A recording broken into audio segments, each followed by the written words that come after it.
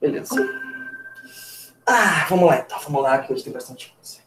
Bom, o primeiro tema que vocês vão ter comigo, o capítulo 1, é Grécia Antiga.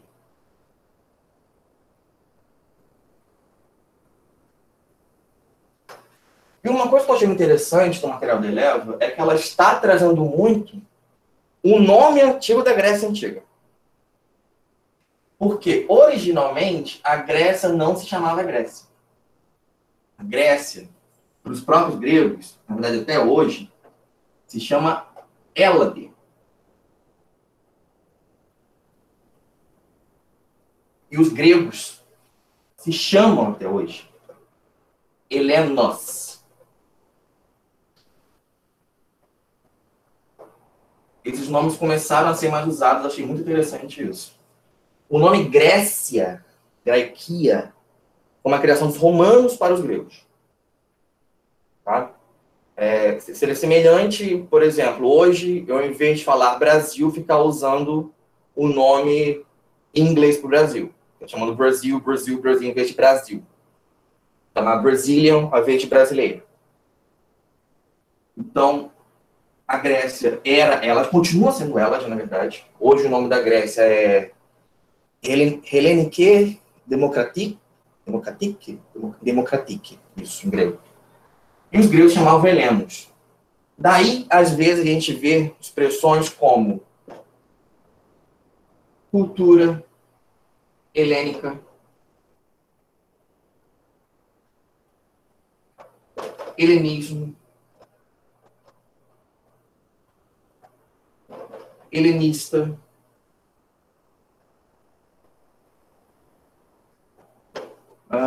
reinos helênicos.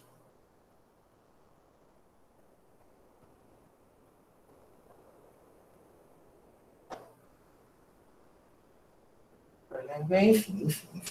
Tá? Sempre que você vê essas expressões, tá fazendo referência ao quê? A Grécia, cultura grega, esses pontos, tá? Então, primeiro elemento.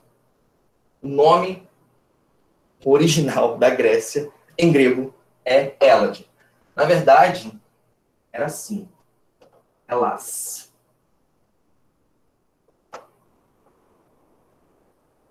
Vou traduzir que seria algo como assim. Hoje que tá mais isso.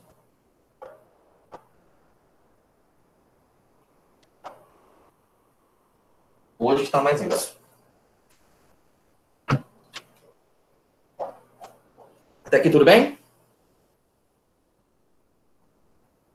Beleza. A parte grega você não tá não, tá? Eu só botei aqui de sacanagem mesmo. É só pra... Enfim, não sei nem porque eu botei parte grega aqui. Posso apagar isso aqui? Helenos era o que? Gregos. Os gregos. Vou botar aqui, ó. Helenos igual gregos. Que é o pessoal que morava na Hélade. Bom dia. Tudo bem? Bom, perguntas aqui?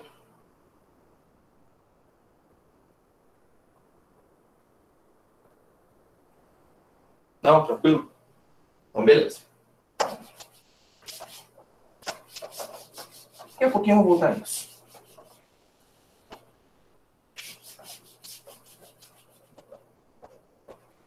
Agora, uma coisa que não tem no material de vocês é uma espécie de linha do tempo. Vou colocar aqui todos os períodos da Grécia Antiga e vou explicar um por um. Todos. Então, vou começar lá atrás com Minoica Cretense. Isso. A época minoica ou cretense, que foi do século 26 ao século 15. antes de Cristo. Beleza. E depois é seguida pela messênica.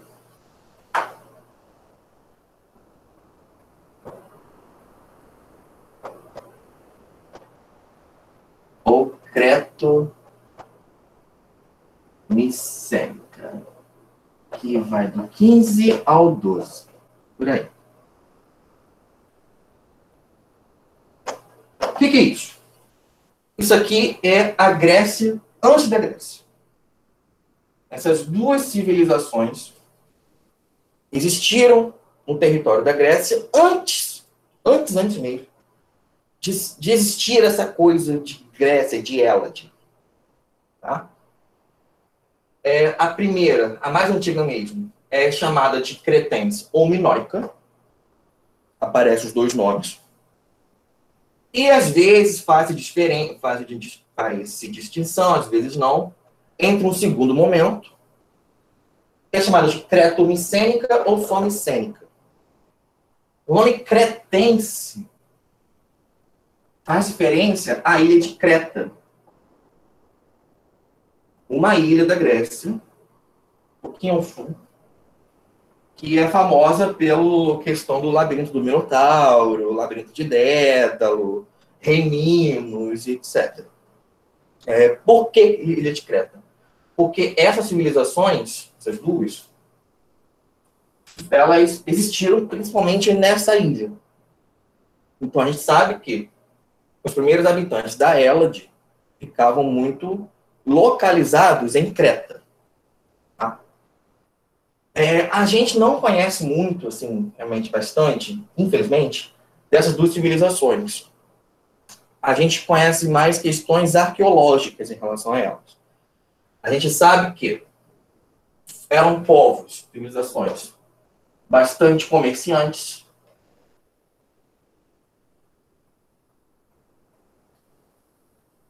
tinham um hábito, assim, botar como uma característica de construção de palácios,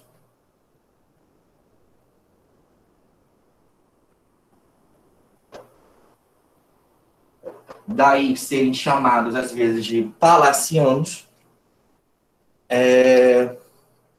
Em termos religiosos e sociais, isso é interessante.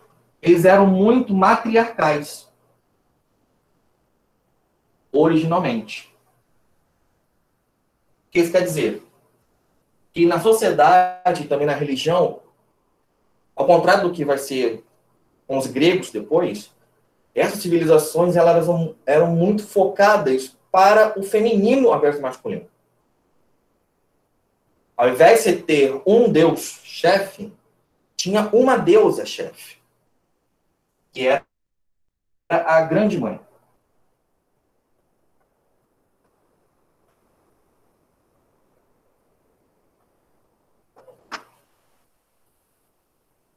E nessas sociedades, a mulher acabava tendo uma importância maior do que o homem.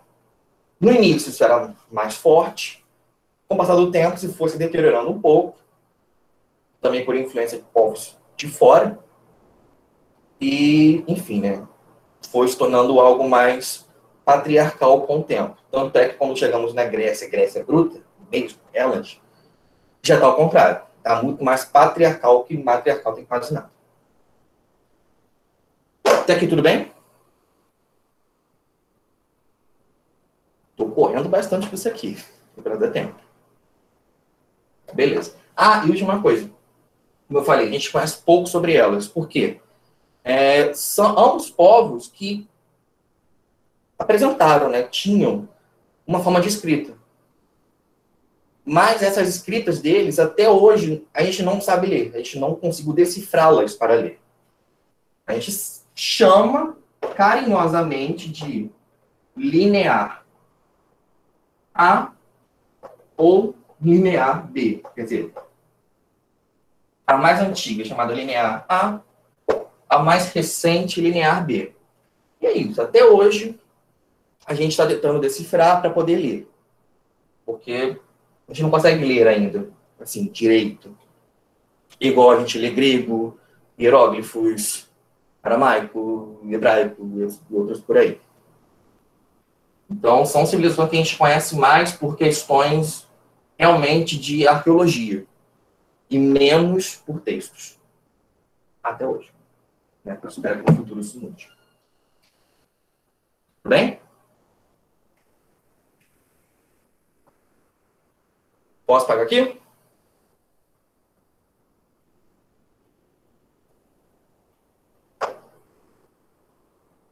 Ninguém falou nada, então vou pagar.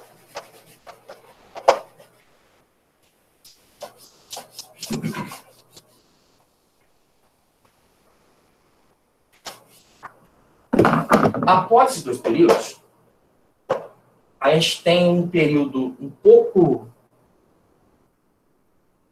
como posso dizer, bagunçadinho, de uns 400 anos, chamado período homérico. 12:8. Antes da Era Comum. Tá. Primeiro, o nome homérico é uma referência a Homero,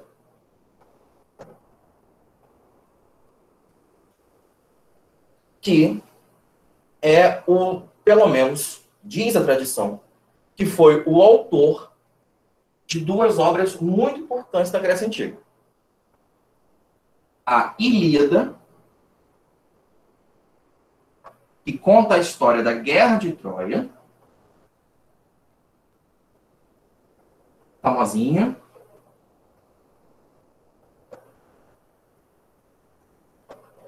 e a Odisseia. Isso. E conta a história de Odisseu, ou Ulisses, que fica 20 anos tentando voltar para casa. De barquinho. Ulisses. Beleza. Por que raios o nome desse cara está aqui? Porque é um período que a gente conhece também... Se aqui conhecemos pouco, aqui conhecemos menos ainda. Se aqui é pouco, aqui é triste, porque se conhece muito pouco realmente sobre esse período para a gente poder estudar alguma coisa. E as principais fontes de informação acabam sendo essas duas. Ilíada e Odisseia. São obras muito densas, muito densas. Você consegue encontrá-las numa livraria por aí, e só é um troço desse tamanho. Cada um. É assim, às vezes. Então, são obras muito densas que falavam de muita coisa, abordavam muita coisa. Claro que são histórias, pelo menos a gente acredita que sejam fictícias. Mas, por serem bastante cheias de conteúdo, a partir delas a gente consegue ter pelo menos uma ideia de como era sociedade, organização política, ideias religiosas. Mas fora ela, a gente não tem mais nenhum acesso à informação dessa época. Sabe? Também há alguns autores mais antigos que chamam esse período de... Como é que é o nome? Idade das Trevas Grega. Porque não tem o que estudar direito. A gente não tem. Daí, o nome de período homérico. Mas graças às obras de Homero, a gente já sabe que a partir daqui, também com uma misturada de povos, a partir daqui a gente começa a caminhar para aqui, período homérico, começa. Porque a partir daqui começa a se falar em somos helenos, né? Como é que é somos em grego? Não, isso é latim, enfim. Somos? Não vem caso. Somos helenos, moro aqui na cidade tal, na cidade tal, começa a aparecer os deuses gregos, como Apolo, Afrodite, Minerva, Hermes, já começa a aparecer por aqui. Tudo a gente sabe pela Ilíada e Odisseia, sabe? Então, a partir daqui já tem, sim, uma noção de Grécia. Antes não tinha. Mas durante esses 400 anos já vai se moldando. É interessante que muitos desses deuses acabaram vindo de fora, da Ásia. Afrodite, por exemplo, que é deusa do amor, que já está aqui na Ilíada, está firme e forte, ela tem uma relação com Astarte, da Ásia, Inanna Ishtar, lá da Mesopotâmia. Então, alguns consideram que foi uma deusa que acabou sendo importada para a região. Porque frutificou. Mas é isso. A partir daqui a gente começa a ter uma noção de uma cultura grega se formando, uma religião grega se formando, a sociedade grega cada vez mais se formando. Tá? Por aqui, a sociedade ainda é muito dividida em clãs.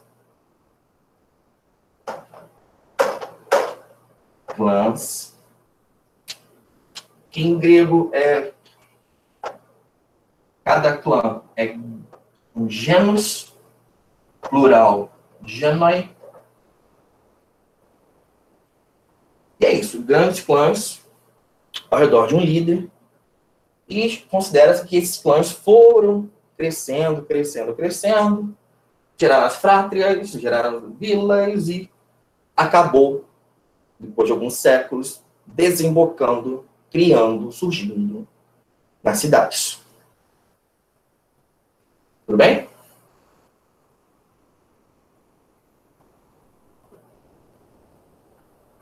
Beleza.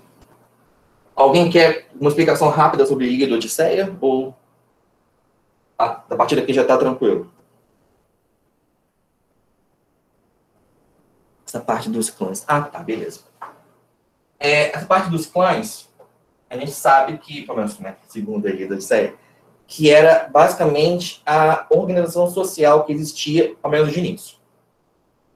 Eram clãs extensos, ligados muito por laço sanguíneo, ou seja, parentesco, que ficavam ao redor de um líder, que originalmente era chamado de basileus.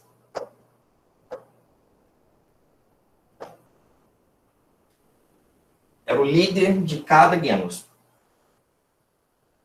Esses clãs, então, era a forma de organização principal. Nesses clãs se produzia comida, se fazia cultos, enfim. Esses clãs foram crescendo, e foram aumentando de tamanho, foram se complexificando. E nesse crescimento, ao longo dos séculos, muitos pesquisadores falam que eles acabaram dando origem às cidades gregas, como Atenas e Esparta, que eu vou falar daqui a pouquinho. Tudo bem?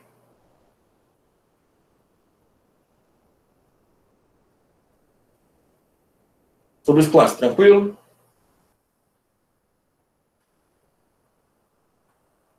Beleza. Sobre a Ilíada. Você quer um resumão da história? Isso no período homérico, exatamente. Estou só no período homérico. Um resumão da história da Ilíada, beleza. Vamos lá. Isso. A treta da Ilíada, ela começa com um casamento em Troia, em que até os deuses foram convidados. O casamento da Helena de Troia com Menelau. Foi, exatamente.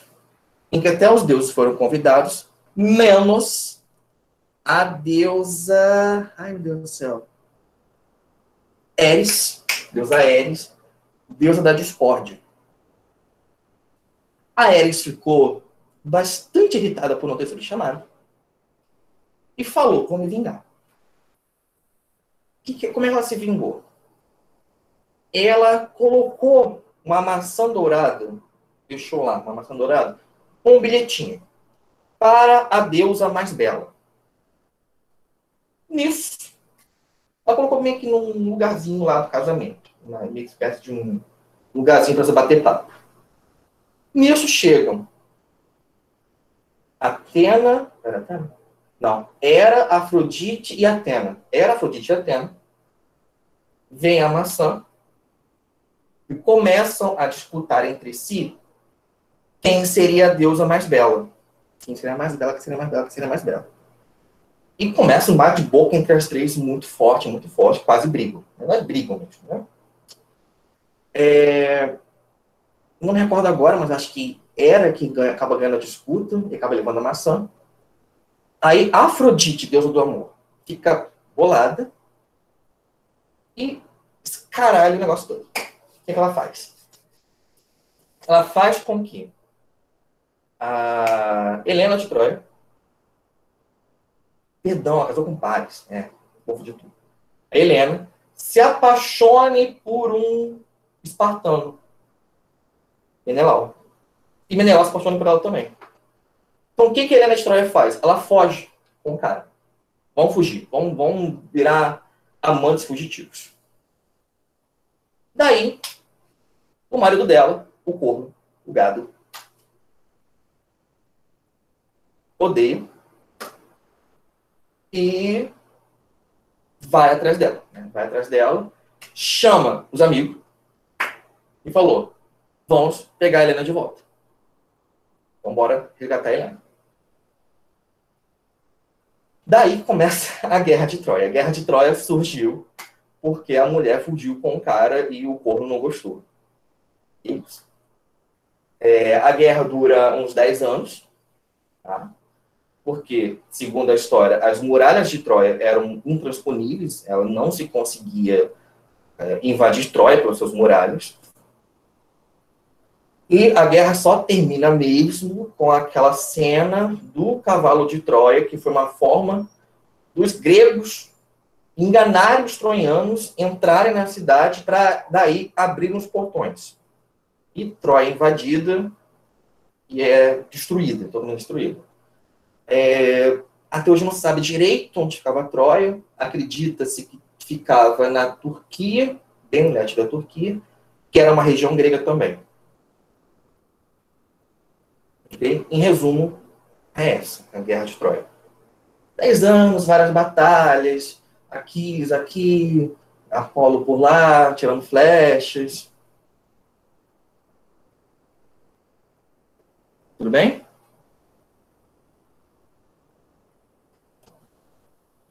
A história é bem, assim, a história é bem densa, bem bastante coisa. Resumir brutamente. Assim, bem bruto. Da Guerra de Troia, você tem a Odisseia, porque um dos caras que lutou na Guerra de Troia se chamava Odisseu. Ele era o soberano basileus de Ítaca. E a história de Odisseu é bonita. Por quê? Porque o cara ficou 10 anos lutando lá em Troia, longe de casa. E ele levou mais 20 anos para voltar para casa, de barco. Por quê? Porque parava, tinha alguma questão com alguma divindade, com algum ser mítico, e briga com Poseidon, e encontra Circe, e acha lá aqueles corpos que são o nome agora, aí não sei o que lá. Nisso tudo o rolê dura 20 anos. Enquanto isso, a esposa de Odisseu, chamada Penélope, está lá em Ítaca, apaixonadíssima, encantada pelo seu marido, esperando que ele retorne. Os amigos do Odisseu, bando de talarico, doido para passar a perna no Odisseu, começaram a falar: Penélope, teu marido não dá sinal de vida há muito tempo, então está na hora de você se casar com alguns de nós, claro, para que Ítaca tenha um novo governante. Pressionaram tanto que a mulher falou: não, beleza, o que eu vou fazer então? Eu tinha prometido aos deuses terminar uma tapeçaria para o sucesso do meu marido na guerra. Tem que terminá-la. Então, por respeito aos deuses, só vou escolher o marido. Pois é. Só vou escolher o marido quando terminar de fazer o tapete. Aí os caras, não, beleza. Ficaram lá, todo dia, no cangote da mulher, coitada, né? Aí o que acontecia, então? No Palácio de Ítaca, ficava Penélope lá, fazendo tapete todo dia, e os caras festejando, se boqueteando lá no palácio. Só que ela foi esperta. Ela, todo dia, costurava e à noite desfazia o tapete. E nisso ela conseguiu enrolar por mais 20 anos. Né, para se manter fiel ao Odisseu. O Odisseu não foi fiel a nada, né? Tá, gente? O Odisseu pegou gente aqui, pegou não sei quem ali, mas beleza, não se vê um caso não. Tá tudo bem, né? No final, então, Odisseu consegue voltar, é recebido por Atena, chega lá no palácio disfarçado de mendigo, mata os talaricos todos, realmente mata, e no final volta para Penélope, sua amada, e é isso, final feliz.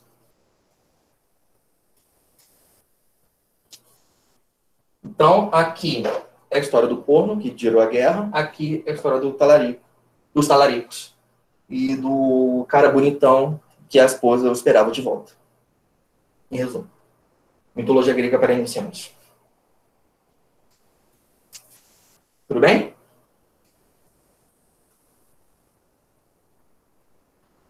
Beleza.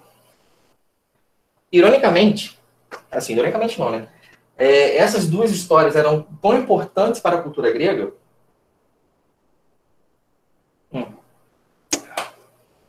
que um grego culto era considerado uma pessoa que soubesse as duas de cor.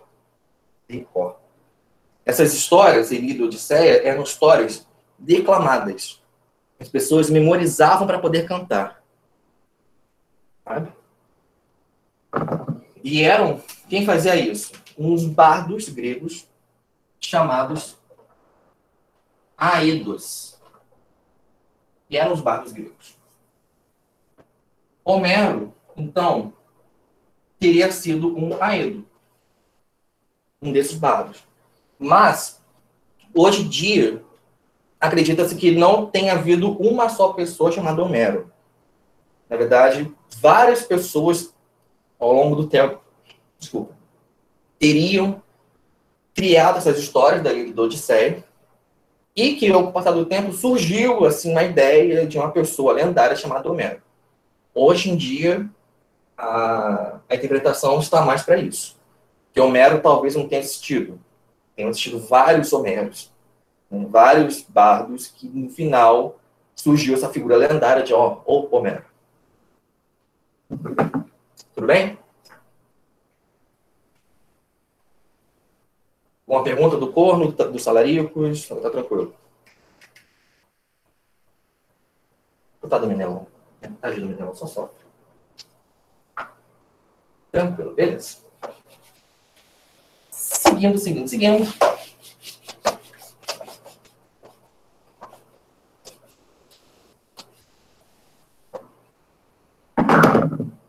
Após o período homérico, a gente realmente começa agora a falar numa Hélade, né, numa Grécia.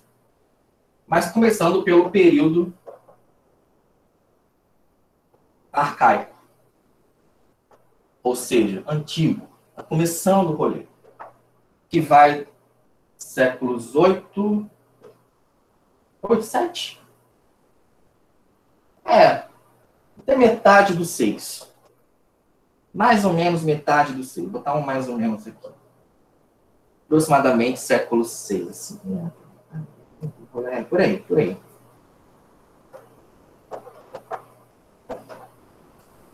O que você tem de importante nesse período arcaico? Você já tem realmente o mundo grego em avanço, em expansão.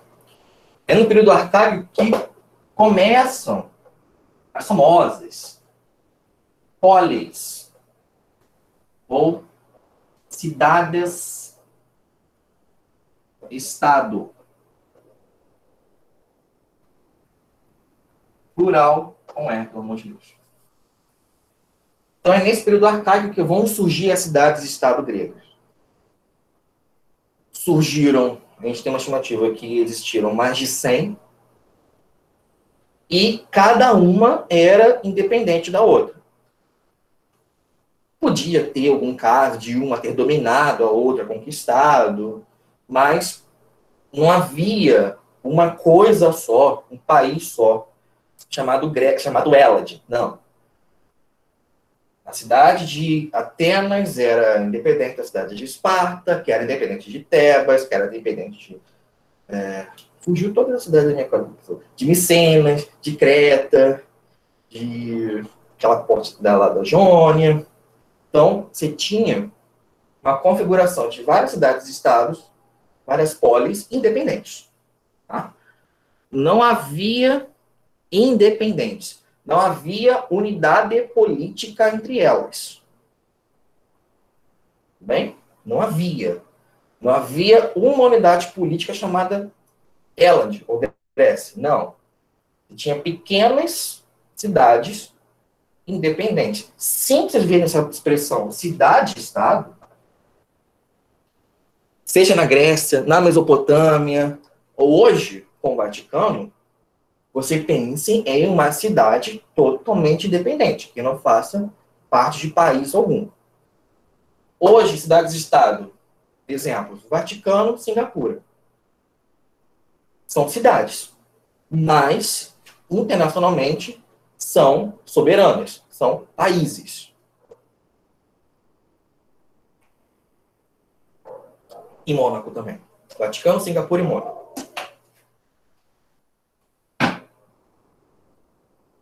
Então, não havia essa unidade política na Grécia. Não havia mesmo. O que você tinha unindo a cidade e esse estado era um vínculo cultural.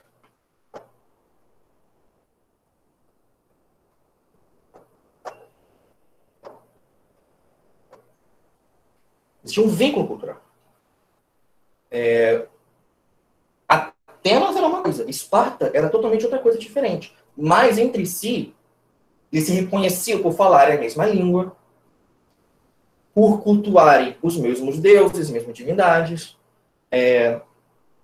por memorizarem Ilíada e Odisseia, sabe? Podiam ter valores diferentes, eram sociedades diferentes, a gente pode falar isso. A organização política, social, econômica era bem diferente, mas tinha esse vínculo cultural. Somos helenoi, os outros são bárbaros. Ok? Esse vínculo cultural era o que unia essas 100 cidades-estado por aí. Só isso.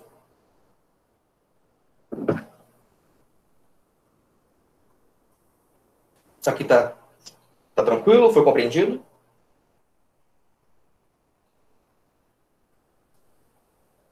Beleza, beleza, beleza.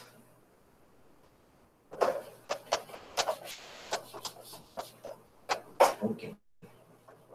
Bom, é interessante ver que como nesse período há uma chamada colonização grega. Por quê? O terreno da Grécia, até hoje, é horrível. É um terreno pobre. Tá? É muito montanhoso e não é um solo muito bom para plantio. Não é. Ele produz muito oliva e uva. Daí todo o rolê com azeite grego, com vinho grego, né? Por aí. Mas tirando oliva, não é um solo muito bom para plantio. Daí que com o crescimento da população também, estava difícil gerenciar. Tá? Difícil gerenciar muita gente com um terreno que não é muito bom para plantio. Daí que muitas cidades gregas vão se desenvolver com pecuária e com comércio no exterior. Então, o que eles fazem? Muitas cidades começam a investir para uma expansão para fora. Daí que, nesse período, vão ser fundadas cidades gregas no sul da Itália. Aquela botinha. Detalhe, que eu não vou desenhar, porque eu sou horrível desenhando. A parte do sul era composta por algumas cidades gregas. Quando Roma se expande para o sul, próximo, ela vai conquistar cidades gregas do sul da Itália e da Sicília. Mais ou menos por aqui. Ilha da Sicília. Porque são cidades que foram fundadas durante o período arcaico. Muito para isso, para ter uma outra região com um solo melhor, que pudesse comercializar também com as cidades que existiam na Grécia continental, na Grécia principal. Tudo bem?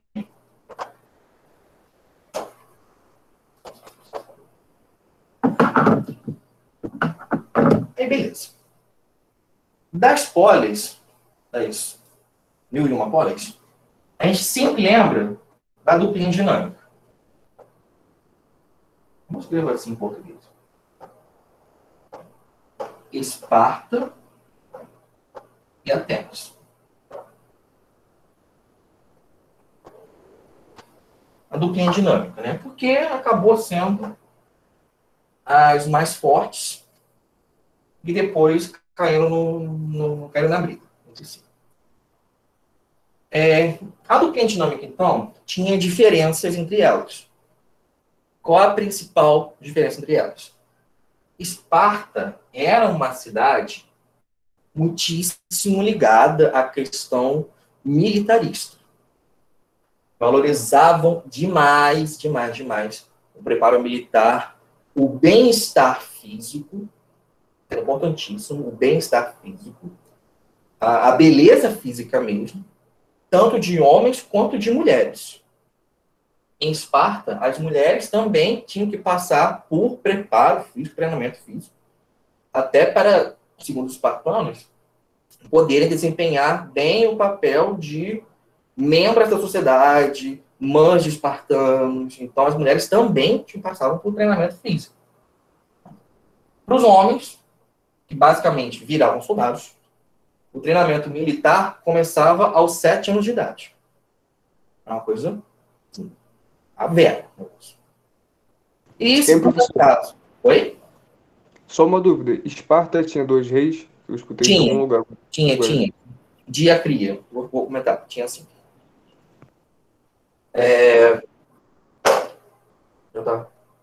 O treinamento militar começava aos 7 anos de idade. E se por acaso calhasse de nascer um menino com alguma deficiência, qualquer que seja, essa pessoa, esse bebê, era morto, sacrificado. Não era nem ao menos alimentado, porque nasceu com deficiência, não merece ser espartano. Grupo.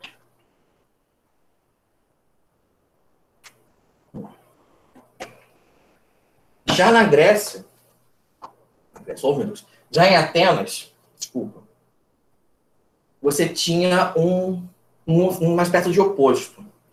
Enquanto aqui tinha uma valorização da atividade militar, ser soldado, aqui se valorizava mais comércio, as artes em geral, escultura e teatro, principalmente, e a atividade filosófica. A filosofia de Atenas vai ser muito forte, vai ser muito grande. As artes, o teatro em Atenas vai ser muito grande. Atenas vai ter um festival de teatro. Famosíssimo, importantíssimo. E o comércio em Atenas vai ser muito intenso.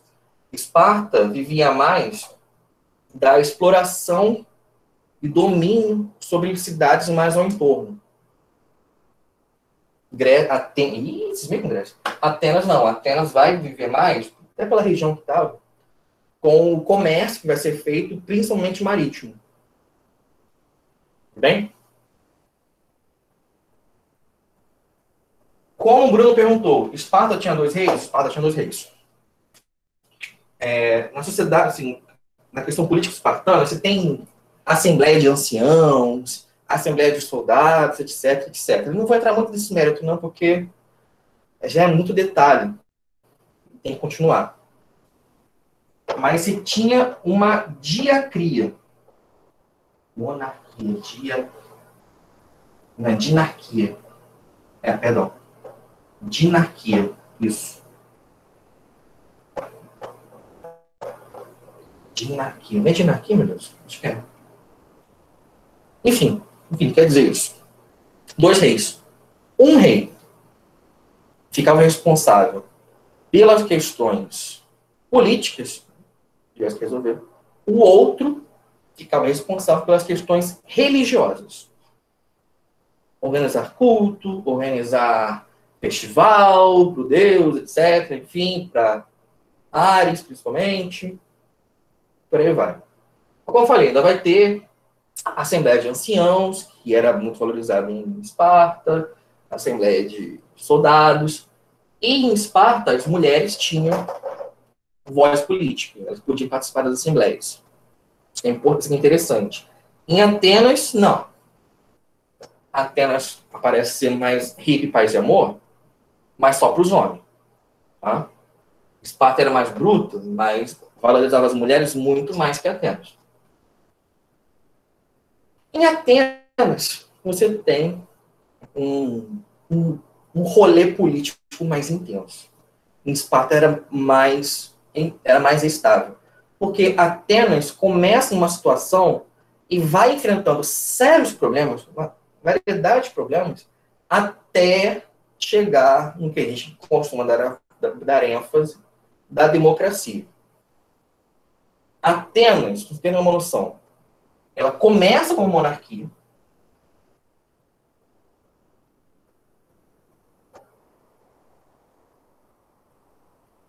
Da monarquia, e não dá certo. Ela avança para um domínio de aristocracia.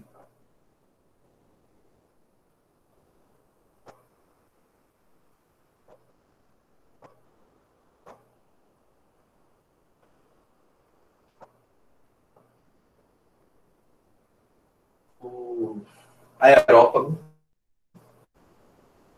Também não dá certo, começa a ter crise social e econômica, avança para uma era de legisladores,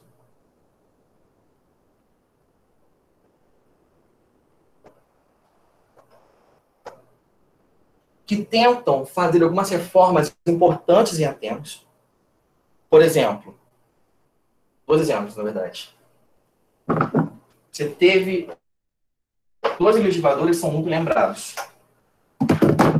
Primeiro foi Drácon,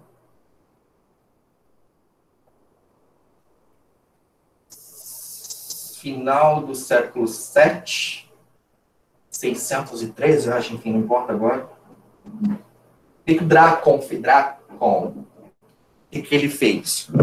Ele pegou as leis de Atenas e fez com que elas fossem passadas a escrito, coisa que não se fazia. As leis antes eram conhecidas oralmente, pela cultura, né? Você conhece a lei de cabeça, que é do direito consuetudinário, como existe na Inglaterra. Então, por elas não serem escritas, era fácil que os nobres aristocratas manipulassem as leis. Drácon resolve passá-las por escrito e garantir, na base da força, que as leis fossem cumpridas. O outro legislador importante foi Solon, início do século VI. 500, blá, blá, blá, blá. E ele foi muito importante porque, por exemplo, ele aboliu uma coisa que era comum na Grécia, mas em Atenas era sério, que era você se tornar escravo por dívida. Em Atenas, se você devesse uma pessoa, uma forma de acabar pagando ela, era se tornar, você e sua família, se tornar escravo dessa pessoa, escravo do seu devedor. Isso gerou uma crise em Atenas forte do aumento de uma escravidão doméstica, né? Ateniense escravizando ateniense para essa coisa de pagamento de dívidas. E isso intensificou uma exploração da aristocracia sobre a classe mais popular, mais pobre. Pelaquela clássica coisa de você ficar multiplicando a dívida da pessoa de alguma forma. Né? Tipo assim, você vai ser meu escravo agora, mas como eu estou te dando comida, você vai aumentar a sua dívida para pagar a comida que eu estou te dando. Você vai morar no barraquinho ali atrás, mas vai ter que trabalhar também para pagar o barraquinho. Isso é antigo, né? Então, isso multiplicava essa escravidão por dívida. E era isso. Muitas vezes o pai foi escravo por dívida, então o filho herdava a dívida, o filho já era escravo por dívida, vinha para o neto. Gerou um problemão, a crise nos centenas. Solon bateu o pé e falou, acabou essa porcaria. Acabou a escravidão por dívida, não tem mais. Tá? Arruma um jeito de pagar a dívida, mas não sendo escravo por dívida. Tá? Pode continuar sendo escravo? Fica à vontade, mas de fora. Escravo de outro lugar, não de Atenas, não mais por dívida. Tudo bem? Tudo bem? Resumou mesmo. Mas pegando os pontos mais principais. Tá? Os legisladores, alguns até que deram certo como eles dois, né? Mas depois acabou não dando muito certo, porque você teve uma série de tiranos.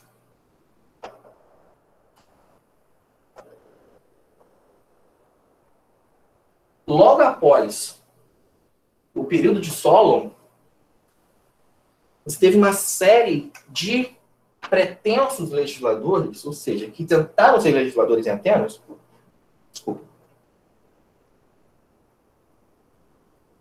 mas que acabaram literalmente com o poder sobre a cabeça e se tornaram lembrados como tiranos.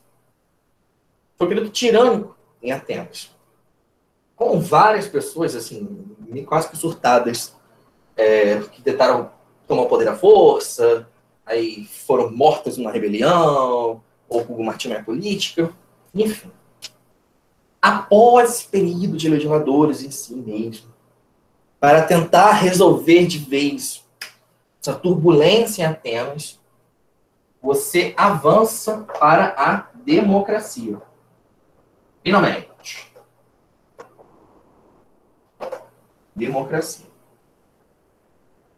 Um cara chamado Clístenes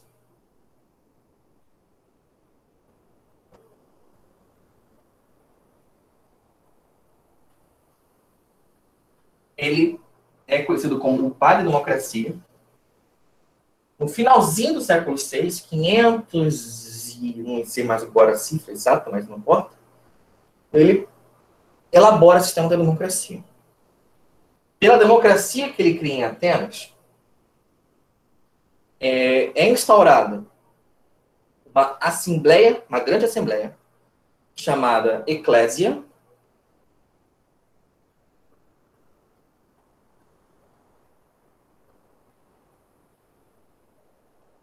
E nessa assembleia, todos os cidadãos atenienses deveriam ir para participar das decisões políticas.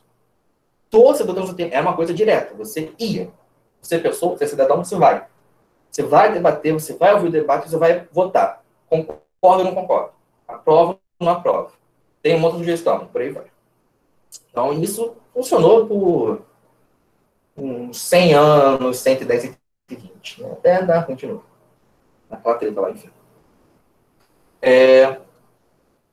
Nisso é importante lembrar algumas coisas. Bonito falar isso aqui de democracia participativa direta. Mas a cidadania ateniense para a participação da eclésia da democracia era restrita. Ela era cedida apenas para os homens maiores de idade, livres e de pai e mãe ateniense. Nisso você escolhia todas as mulheres, todos os escravos e todos os estrangeiros de Atenas. Não tinha como um estrangeiro que mora em Atenas há 30 anos ser cidadão ateniense. Não, vetado, não tinha essa possibilidade. Coisa que hoje existe. Você mora 20 anos num lugar, você pode votar porque, né, interfere na sua vida. Aqui não. Meu sol.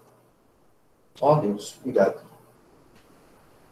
Então aqui não. Aqui era uma coisa restrita a homens livres maiores de idade. Bom, fechou. Ok? Isso é uma questão importante de lembrar, que vira e mexe pergunta, o quê? Como é que era a democracia de Atenas. Quem era cidadão em Atenas? Quem poderia participar da democracia em Atenas? Homem livre, maior de idade, ateniense. Ó, faz um mantra. Homem livre, ateniense, maior de idade. Homem livre, ateniense, maior de idade. Homem livre, ateniense, maior de idade. Então, não esqueçam disso. Por favor. Uma pergunta?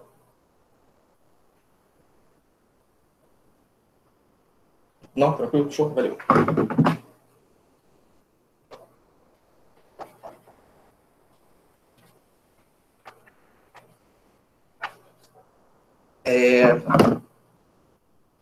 Além disso, né, a democracia ateniense, claro que de vez em quando dava uma treta. Dava que alguma pessoa estava na bola, tentava tomar o poder para si, tentava manipular a situação. Então, a democracia apenas criou vários mecanismos para proteger seu sistema. O mais famoso, e talvez mais importante deles, que é um termo muito interessante, foi o ostracismo. Que acaba sendo um termo que às vezes a gente usa de vez em quando até em português. O que era o ostracismo? Se uma pessoa fosse acusada de estar manipulando a votação na eclésia, está manipulando, está sendo uma cobra venenosa, enfim, né? Não quer mais pessoa aqui participando. O que aconteceu? Votariam para essa pessoa talvez ser ostracizada. Essa pessoa seria exilada da cidade por 10 anos, perdendo seus direitos políticos. E após os 10 anos, teria novamente uma votação para decidir se ela volta ou fica mais 10 anos. Então, em resumo, o ostracismo era uma forma de você excluir a pessoa, você expulsa a pessoa por um período. De vez em quando essa palavra é usada, ostracismo, ostracizar, com essa prática de você, às vezes, excluir uma pessoa. Sabe? Você, por exemplo, você trabalha num lugar e por uma decisão quase que unânime do lugar, vocês ostracizam uma das pessoas, vocês ignoram, vocês excluem, vocês deixam lá num canto, uma coisa que também a gente pode chamar de uma espécie de bullying, né? Mas é focado nessa coisa de você excluir de um convívio social. Tá? Surge aqui com a democracia ateniense. Bem? Que serviços foram precisados, na verdade. Boa pergunta?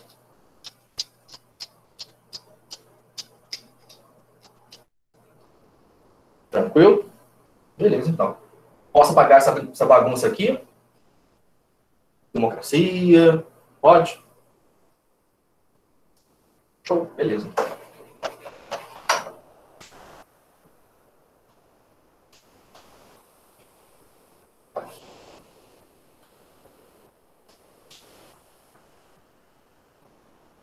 A democracia ateniense, então, ela foi muito, assim, ela surge já no finalzinho, bem no encerrado do período arcaico, e ela vai existir durante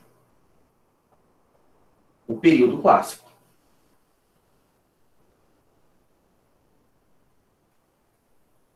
Vou botar século V é melhor, né? 5 a 4. Isso. 338.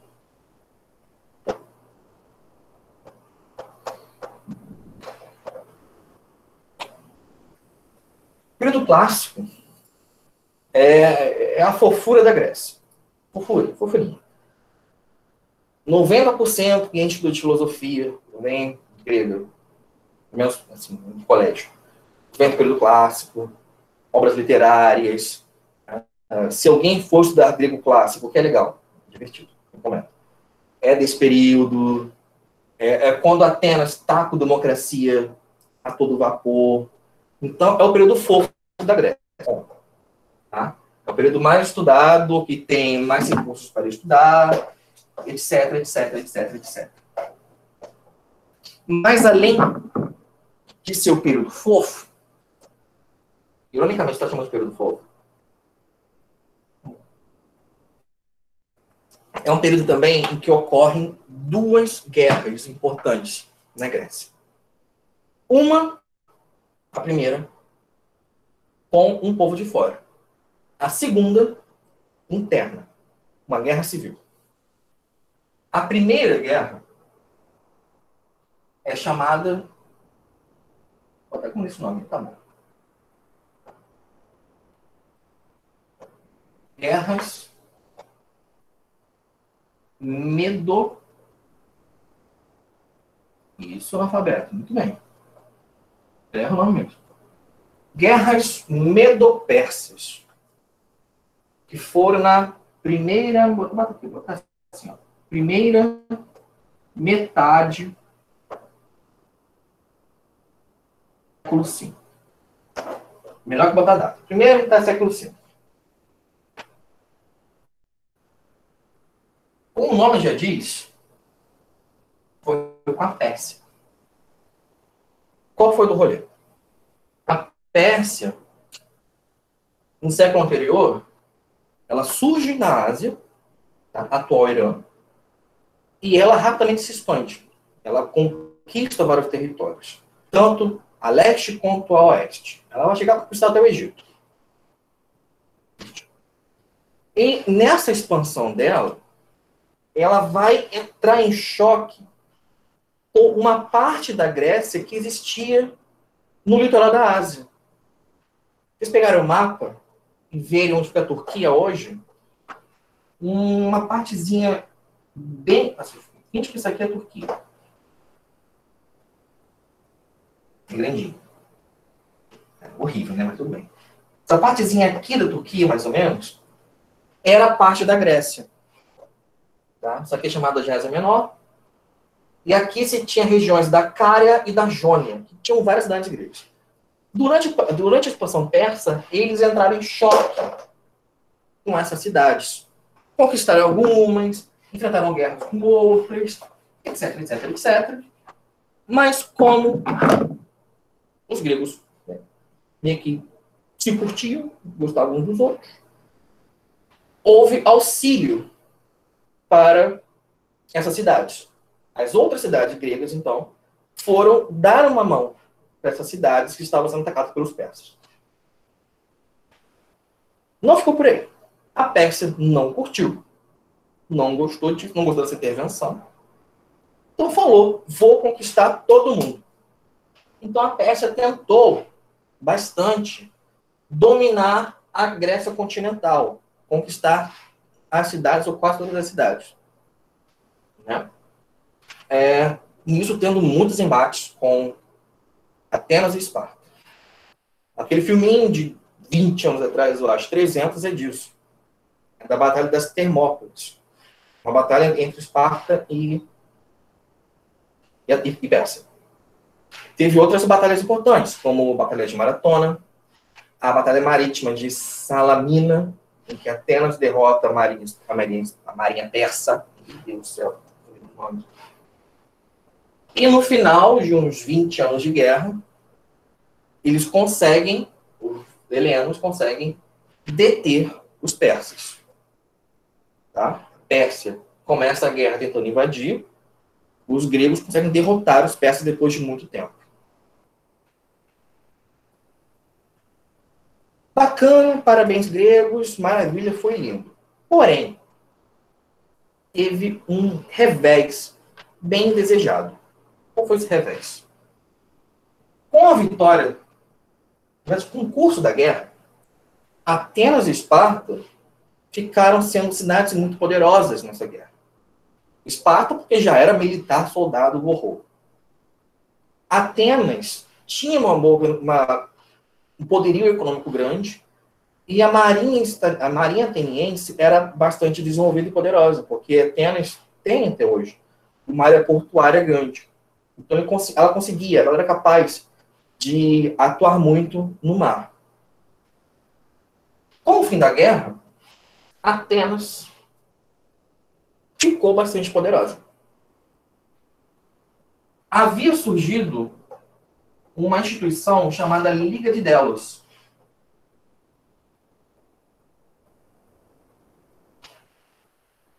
que era uma espécie de, assim, eu vou usar esse jargão, era uma espécie de ONU da Grécia. Como as cidades gregas eram independentes entre si, cada uma tinha sua vida política, a Liga de Delos surgiu como uma forma de unir essas cidades contra a Pérsia. Uma espécie de ONU da Grécia. Né? Inclusive, a Liga de Delos está lá no desenho original da ONU, enfim, não importa. Com o fim da guerra, Atenas acaba tomando o poder dessa Liga de Delos. E ela começa um processo de querer se impor sobre as outras cidades. Todas as outras polis, todas. Então, ocorre um processo que é chamado de imperialismo ateniense.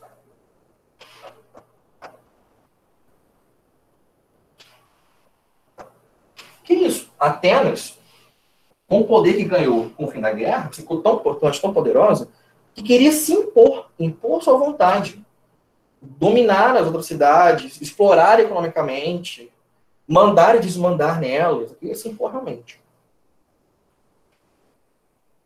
Esparta, vendo isso, não curtiu, tentou, dentro da Liga de Delos, barrar Atenas. Esparta também era poderosa, né? Foi importante na vitória. Não rolou. Então, o que Esparta fez? Falou, beleza, tô partindo. Esparta sai da Liga de Delos e cria uma outra liga. Liga do Peloponeso.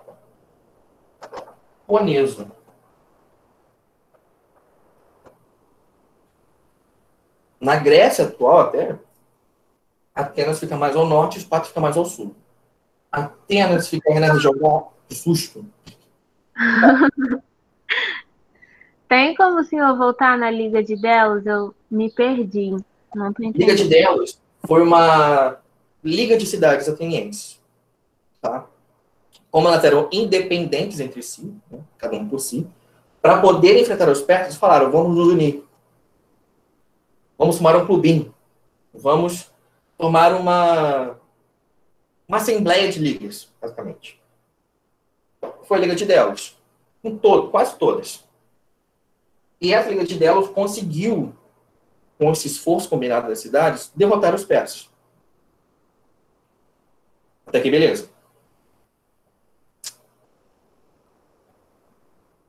Acho que sim. Beleza. Beleza. Mas com o fim da guerra, Atenas começou a se usar dessa liga para impor sua vontade, para dominar outras cidades, por meio da liga. Atenas saiu muito fortalecida. Assim, enfim, apesar de ter uma guerra, ela saiu bastante fortalecida e bastante importante. Então ela tentou impor sua vontade, política, econômica principalmente, porque ela podia ganhar bastante com isso. Um processo que foi chamado de imperialismo ateniense. Esparta não curtiu. Então, após tentar barrar Atenas internamente, viu que não rolou, ela decide sair da Liga de Delos, quitou, e funda uma outra liga. Liga do Peloponeso, que se tornou uma liga rival da Liga de Delos. Pegou? Agora foi. Agora foi, beleza. Por que Peloponeso? Porque é a região que fica Atenas. Perdão. A região que fica Esparta. Atenas fica mais ao norte, fica mais aqui. Esparta é mais aqui. Aqui é a região da Ática. Esparta fica numa região chamada do Peloponeso. Então, liga do Peloponeso por causa da região que Esparta ficava e as demais cidades que fizeram parte da Liga do Peloponeso. Tudo bem? Com essa saída, informação de uma liga rival, o que acontece? Briga. Ó, coisa fofa. A Liga de Delos e a Liga do Peloponeso vão entrar em guerra. Então você tem uma guerra entre gregos, uma guerra civil, uma estásis grega, entre Atenas e Esparta. Liga de Delos Liga do Peloponeso. E essa guerra, vou deixar aqui para escrever, desculpa, foi chamada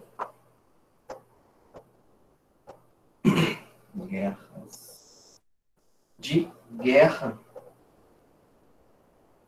do Peloponeso.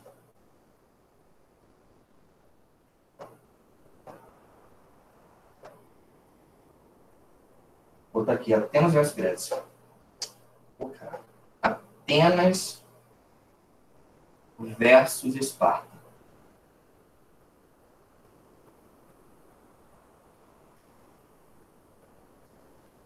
Isso aqui já foi na segunda metade do mesmo século.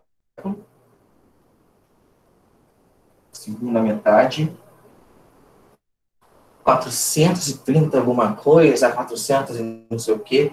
Dura quase 30 anos, essa guerra.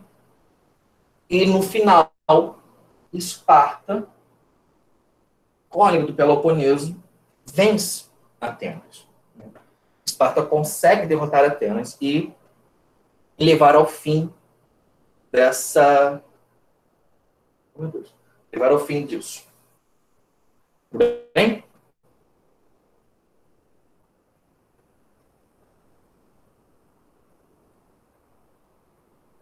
Tranquilo. Mas está acabando. Qual foi o problema dessas duas guerras? Essas duas guerras acabaram enfraquecendo as cidades gregas em geral. Então, após a Guerra do Peloponeso, as polis estão muito enfraquecidas e começam a enfrentar diversos problemas que duram décadas, décadas e décadas. Então, após essas guerras, a Grécia, em geral, está facilmente dominável. E, depois de uns 50 anos, ela é dominada. Vou apagar, desculpa. Depois de 50 anos, quer dizer, menos um pouquinho. Assim que a Grécia fica enfraquecida, um reino do norte, da Macedônia, começa a querer conquistar essas cidades gregas. Primeiro, com o rei Filipe, já luta bastante, tenta, mas não consegue. Mas o filhinho dele, chamado Alexandre. Alexandre, que depois virou Alexandre o Grande, então, da Macedônia, filho de Filipe, aluno de Aristóteles. A família toda tomou café aqui ontem. Consegue se aproveitar dessa fraqueza das cidades gregas para dominá-las, conquistá-las. E o cara não para por aí. O cara tá funcionando nos olhos. O cara adorou o negócio de conquistar lugares. Então, o que o Xandinho da Macedônia faz? Ele aproveita, na verdade, ele começa a querer se vingar dos persas. Ele tinha dois objetivos. Ele queria chegar ao oceano, Oceanos, e fala, vou me vingar dos persas. Os persas atacaram os gregos, não curti, vou me vingar. Então, o Xandinho da Macedônia, Alexandre o Grande,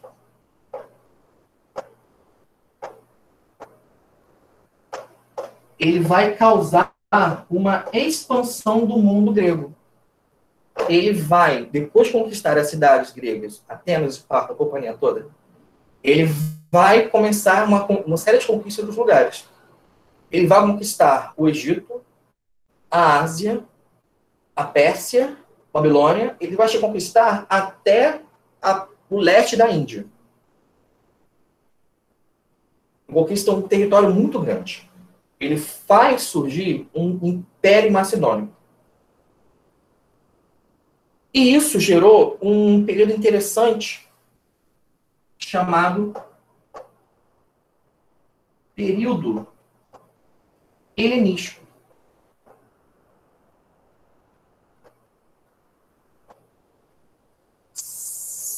Quatro a um. 4-1. Isso. O que foi esse período helenístico? O Xandinho morreu em algum momento, lá na Babilônia. O cara bateu as botas, morreu em batalha. Mas o que ele conquistou, as áreas que ele conquistou, continuaram sob o domínio grego. Certo? Se fragmentaram em vários reinos. Mas, como foi uma expansão grega, houve uma mistura em cada região da cultura original, deuses originais, ideias originais, seja isso na Índia ou no Egito, com a cultura grega que veio. Fazendo uma mistura mesmo, que é chamada de helenística. Heleno, né? Grego. Referência a isso. Heleno junto com a cultura do local. Exemplo, no Egito, a partir da conquista de Alexandre, você passa a ter um uso da língua grega e passa a surgir uma escrita, uma forma de escrita, que é uma mistura de grego com hieróglifos, chamada de copta. Mistura mesmo. Deuses egípcios, como Anubis, começam a aparecer, muitas vezes, em imagens com roupa grega. E surge até deuses novos. Sabe? Deuses novos surgem, misturando mesmo questões gregas e egípcias. Na Pérsia foi outro esquema, mas também bem semelhante. Essa mistura dessas culturas que existiam em cada lugar com a cultura grega. Tudo por causa do Xandim da Macedônia, Alexandre o Grande. Tudo bem? Deixa eu parar de gravar.